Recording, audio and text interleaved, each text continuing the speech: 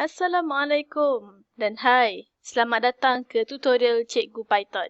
Baiklah, kali ini kita akan mengulang kaji asas pengaturcaraan Python.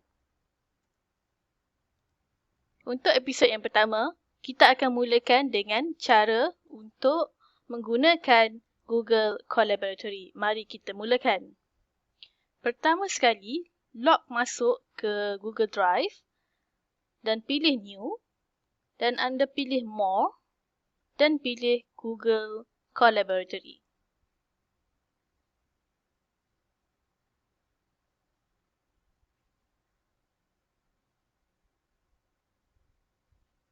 Okey, di sini anda boleh letakkan tajuk lah. Seperti sini saya buat latihan programming. Dan di sini, apa yang menarik tentang Google Colab, anda boleh buat nota ya. Anda boleh klik teks. Sebagai contoh di sini saya akan letakkan asas Python. Dan saya letakkanlah apa-apa detail lain seperti nombor,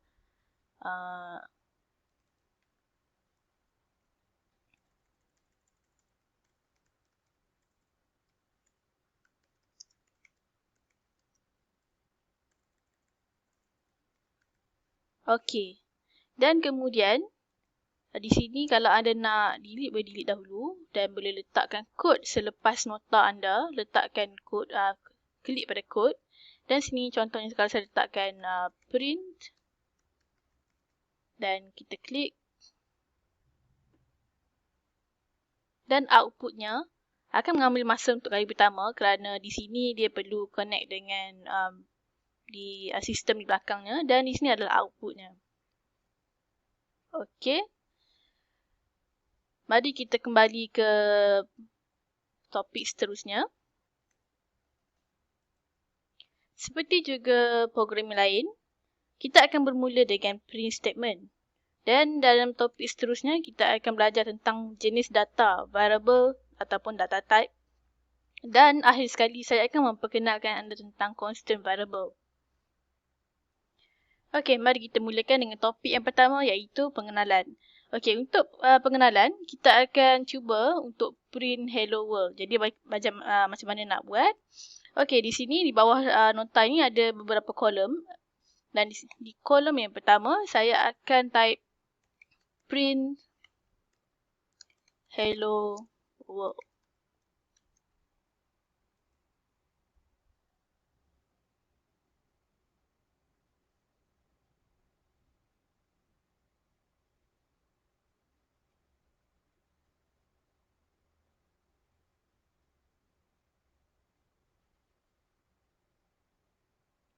Okey, ini adalah outputnya. Jadi kalau anda print banyak kali pun boleh buat dalam satu sel yang sama. Ini saya namakan sel lah senang. Okey, kalau kita print 2 kali dia akan print di 2 baris yang berbeza lah.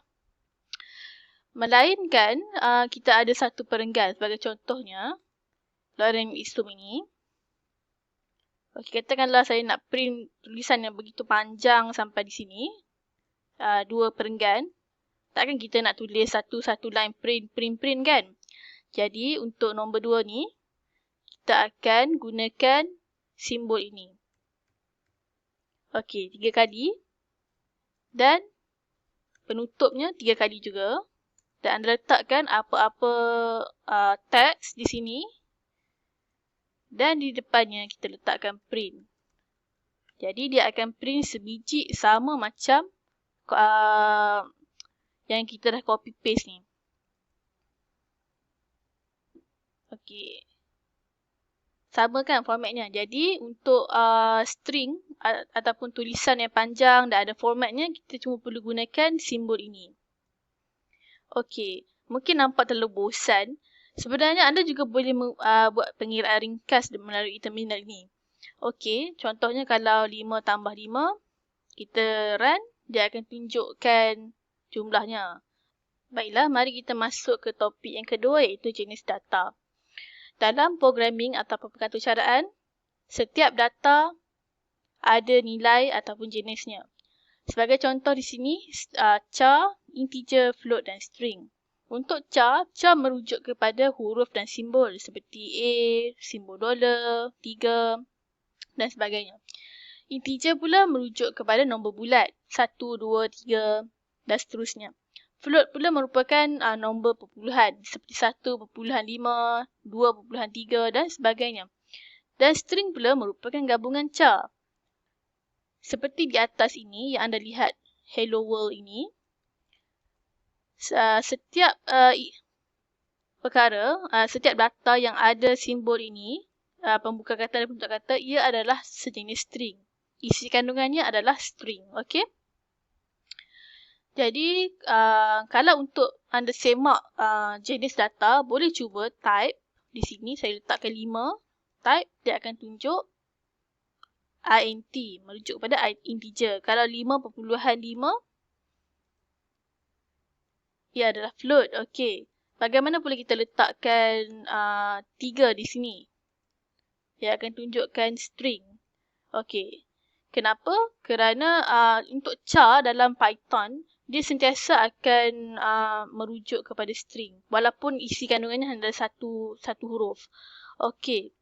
Sepatutnya ia adalah char lah. Kalau kita letak A pun, dia akan tetap bagi tahu str. Okey. A, B, C, str.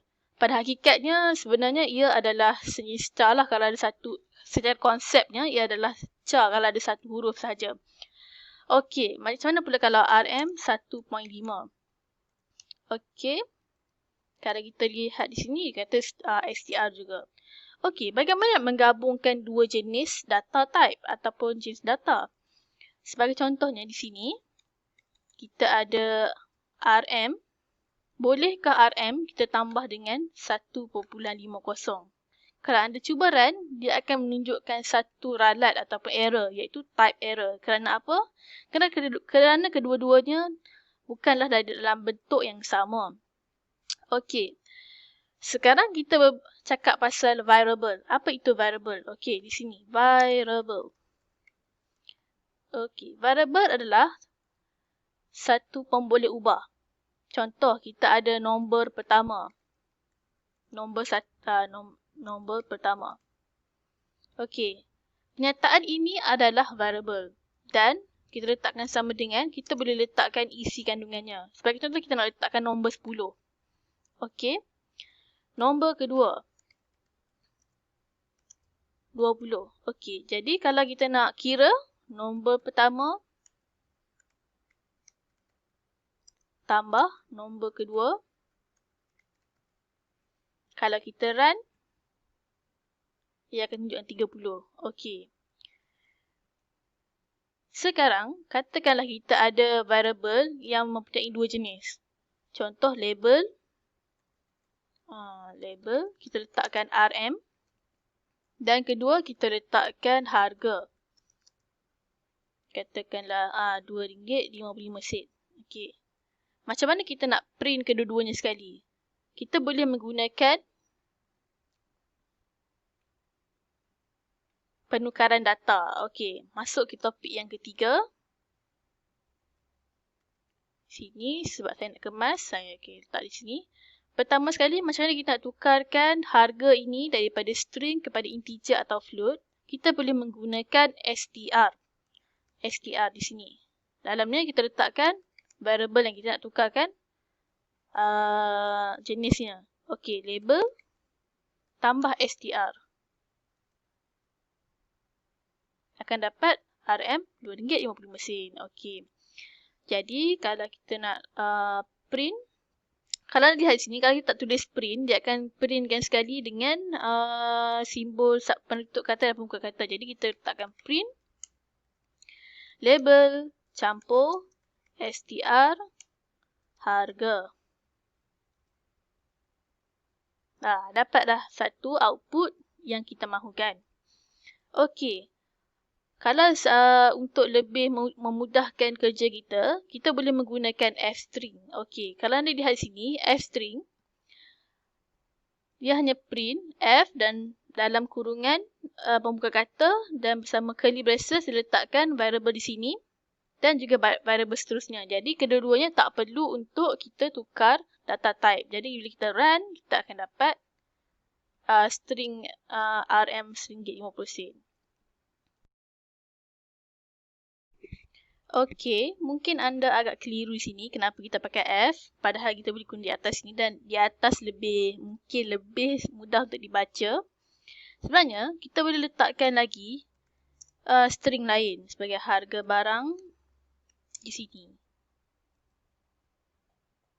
Okey, kalau anda lihat di atas ni, kalau kita nak guna harga barang ini seperti yang ini, kita copy, kita perlu lagi tambah di depannya. Seperti ini, tutup untuk kata, dah tambah lagi.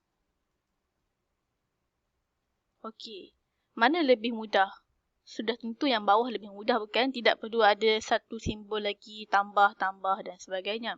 Ini adalah apa yang kita boleh katakan sebagai formatting. Okey, kalau anda lihat di sini, paparan di sini menunjukkan 1.5.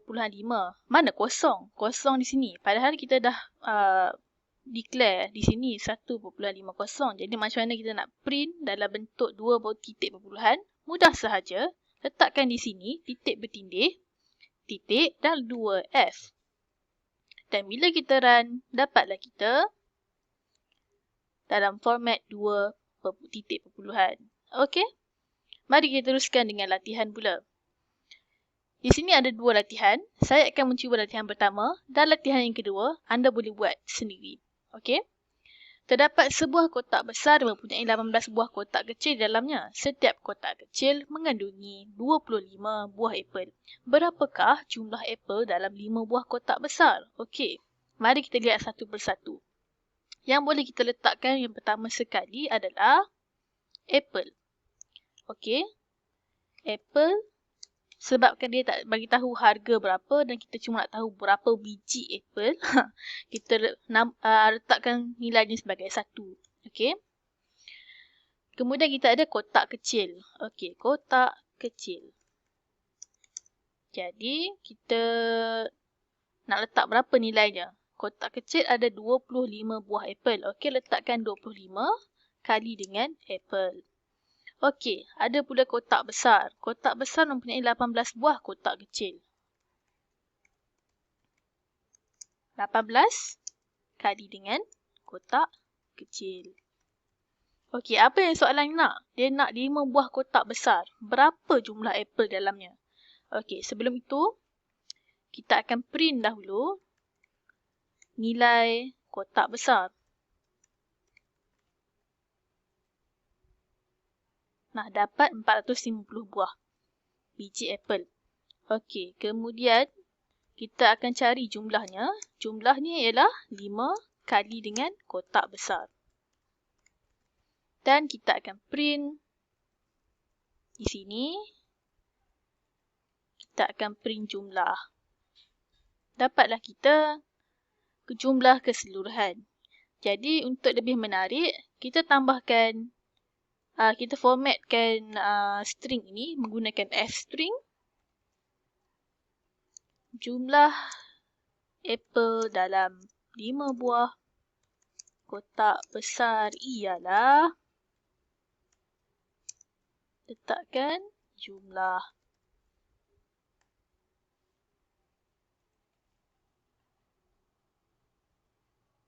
Okey. Kalau nak lagi menarik, kita bagi tahu juga jumlah apel dalam satu buah kotak besar. Kita bagi tahu kotak besar di sini. Dan kalau untuk kotak kecil, kita panggil kotak kecil.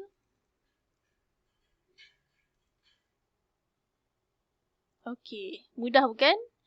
Alright. Katakanlah apel ni dia ada harga. Katakanlah saya letakkan soalan tambahan di sini. Okey, kita cuba soalan tambahan.